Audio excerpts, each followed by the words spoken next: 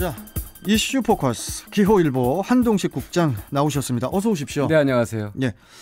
자, 올해는 그 코로나19 영향 때문에 그 어려운 이웃에 대한 온정의 손길이 뜸해질 것 같다는 그런 우려가 나오고 있는데요.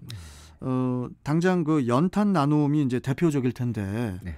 상황이 이렇게 좀 심각하다고요? 좀 어느 정도입니까, 국장님? 네, 이 코로나19 여파로 취약계층이 맞게 될 올 겨울은 더 혹독할 것 같습니다. 매년 연탄 배달 봉사에 동참하던 기업과 단체들이 이 발길이 많이 끊어졌다고 합니다. 예. 취약계층에 돌아가야 할 부분들이 많이 유축된 것이 사실이고요. 무엇보다 온종의 손길이 끊어졌다기보다는 이 감염 우려로 이 다수가 모이는 활동을 자제하는 분위기가 영향을 미치고 있는데요. 감염 우려 때문에. 그렇죠. 아무래도 이제 여러 사람이 모여서 이제 배달도 하고 같이 이렇게 직접 갖다 줘야 되고 그러다 보니까 연탄은행에 따르면요, 올 하반기 들어서 진행된 그 연탄 배달 봉사는 단 2건에 불과했다고 합니다. 단 2건이요? 예, 그렇죠. 이마저도 이제 소수 인원이 참여해 이제 배달하게 될 연탄은 한 1,000장 정도였다고 하는데요. 지난해의 경우 이제 11월 한 주에만 그 20팀 정도가 이제 봉사를 신청했고요. 올해는 4팀밖에 안 된다고 합니다. 11월에만. 연탄 봉사가 줄어들면서 이제 기부도 함께 감소하고 있는데요. 인천 연탄은행이 관할하는 지역에는 겨울에는 한 45만 장 가량의 연탄이 배달돼야 취약계층이 따뜻한 겨울을 알 수 있는데 올해는 이게 안 된다고 합니다. 이미 10월 중순에 이 자원봉사자들의 도움으로 이제 그 지역에 이미 한 3분의 1 가량은 배달됐어야 하는데요. 근데 올해는 이마저도 채우기 어렵고요. 특히 그래서 노인들의 그 어려움이 좀 크다고 하는데. 경인방송에서도 어떤 좀 대책을 좀 만들면 좋겠습니다. 그 겨울철 그 취약계층에게는 이제 연탄만이 문제가 또 아니죠. 네, 그렇습니다. 뭐 매년 이맘때면 이제 그 어려운 이웃들과 나누기 위한 그 김장 담그기 행사가 또 한창일 텐데, 그런데 올해는 이 코로나19 영향 때문에 이게 뭐 다 찾아보기가 어렵다고 하는데. 뭐 상황이 어떻습니까 지금? 예, 겨울을 앞두고 어려운 이웃과 늘 함께하는 것이 바로 이제 연탄과 이제 김장입니다. 예. 매년 왁자지껄하게 떠들고 이제 땀을 흘리면서 이제 나름 이제 보람차게 했던 이제 사회공헌 활동. 대표적으로 이제 연탄 나르기, 김장 담그기였는데요. 올해는 이제 말씀드린 것처럼 코로나19 영향으로 이제 연탄 나르기도 지금 많이 줄어들었지만 김장 담그기도 쉽지 않다고 합니다. 김장 담그기 행사는 이제 자원봉사자 수백 명이 한 곳에 모여서요. 그래서 인천에는 이미 뭐 지났죠. 10월 중하순부터 이제 김장 나누기 이제 그 부분들이 됐었는데요. 올해는 이런 행사를 아예 찾아보기 어렵습니다.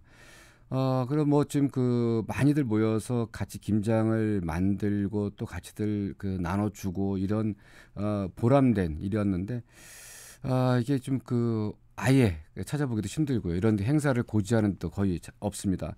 그나마 이제 다행스러운 것은 직접 김장을 이 담그는 이 행사는 안 하는 대신 어려운 이웃들에게 이제 완제품 김치를 전달한다고 합니다.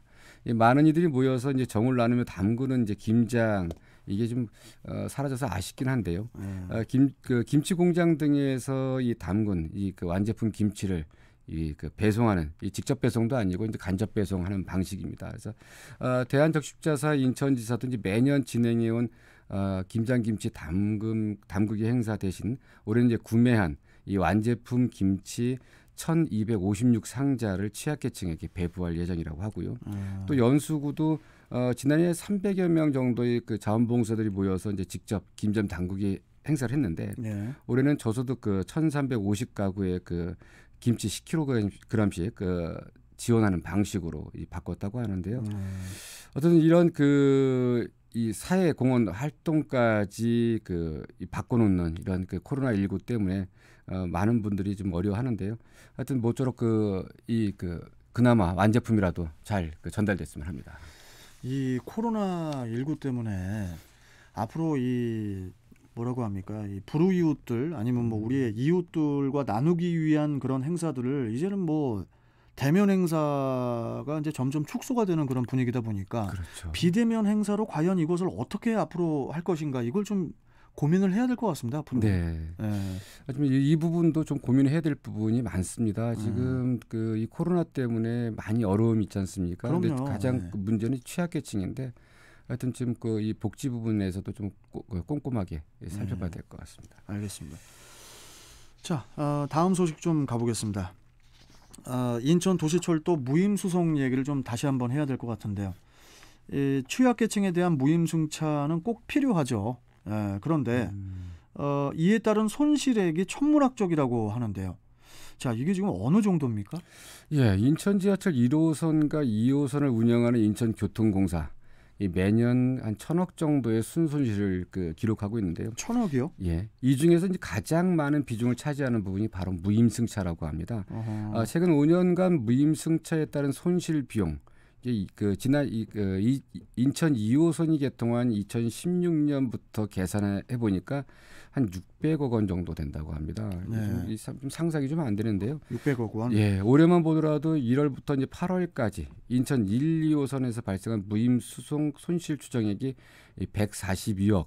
그러니까 7개월 정도가 이제 142억 정도인데 이게 이제 부담이 결국 이제 인천 시민에게 오고 있는데요. 어쩔 수 없습니다. 이게 노인 인구 증가에 따른 어쩔 수 없고 또 그분들의 이동권이라든가 이런 것들 보호하기 위해서 그렇죠. 이 무임승차 제도가 운영되고 있는데요.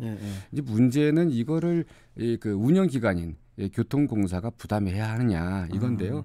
이 제도가 운임 면제 제도에 따라서 공사가 하고 있는데 이 정부는 단 한 푼도 내지 않습니다. 그래서 그러다 보니까 지금 정부가 이걸 지원해야 한다 이런 목소리가 좀 커지고 있습니다. 아니 정부가 부담해야 할 부분을 지방에서 떠안는다는 그런 지적이 많다고 우리 국장님 지금 말씀처럼 많다고 하는데 최근 이에 대한 조사가 있었다면서요? 네.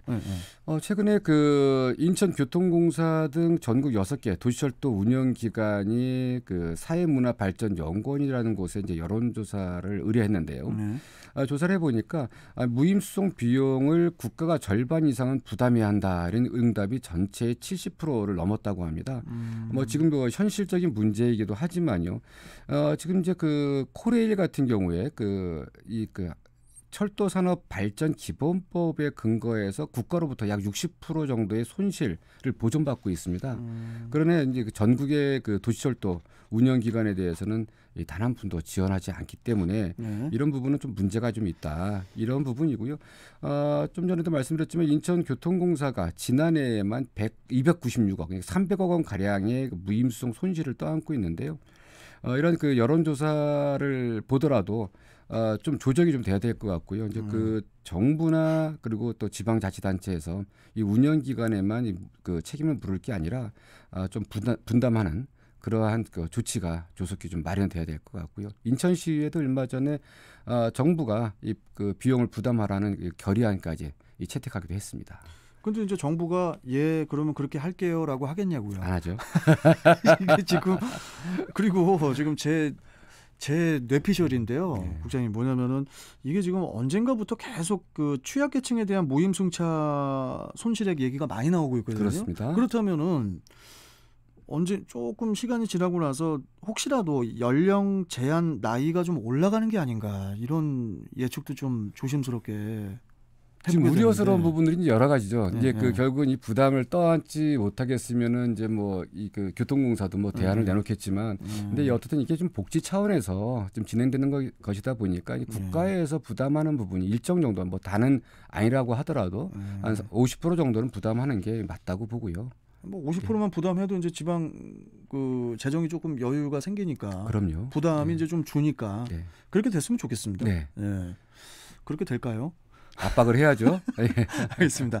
자, 오늘 말씀 잘 들었습니다. 고맙습니다. 네, 감사합니다. 자, 이슈 포커스 기호일보 한동식 국장이었습니다.